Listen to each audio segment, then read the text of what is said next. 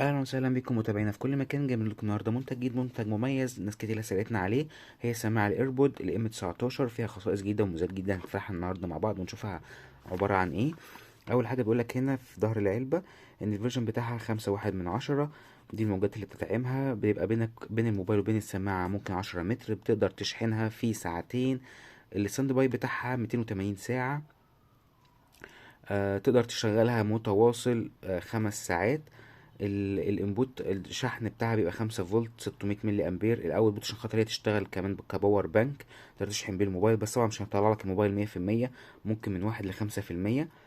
الاوتبوت بتاعها 5.1 من 10. وهنفتح دلوقتي مع بعض السماعة ونشوفها من جوه عاملة ازاي.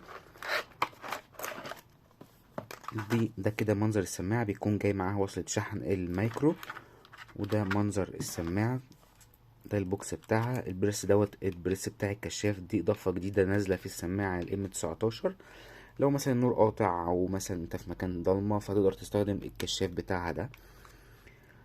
ده مكان الباور بانك، وهنستخدمه دلوقتي برضو نشوف هو ازاي يقدر يشحن الموبايل او فعلا كده نستخدمها كباور بانك. هنجرب كده.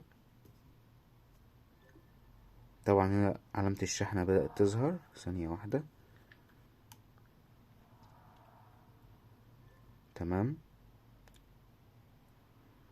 فالسماعة الام 19 ممكن تقدر تستخدمها كباور بانك. هنفتح دلوقتي كده ونتفرج عليها من جوه. ظهر الشكل بتاعها دلوقتي. الغطا بتاعها غطا باغ شفاف. الإضاءة بتاعت الشاشة إضاءة ليد قوية. بنطلع السماعة بالمنظر ده كده.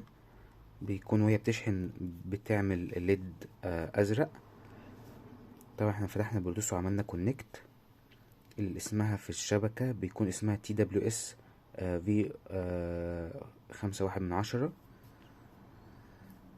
طيب طبعا هي تاتش. هنلمس كده وهنسمع صوت عامل ازاي. انا هسيب القطعة دي هنا، والقطعة التانية عند المايك بتاع الكاميرا.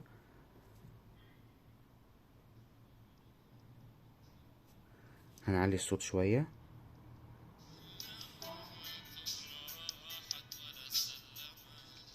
هنعمل بريس تاني، وتاخد بالك ان هي مش بتوقف الاغنية مرة واحدة، لا هي بتنزل في توقيف الاغنية تدريجي.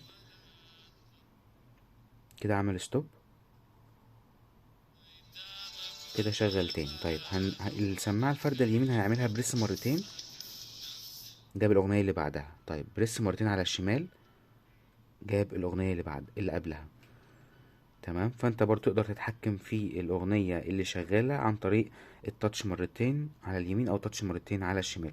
والتاتش مرة واحدة بس بيوقف لك الاغنية.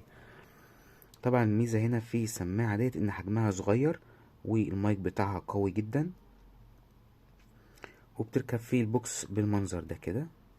وانت ناحية تانية برضو بتركب في البوكس بالمنظر ده. هنا فيها فتحة ممكن تعلقها في ميدالية مثلا او علقة.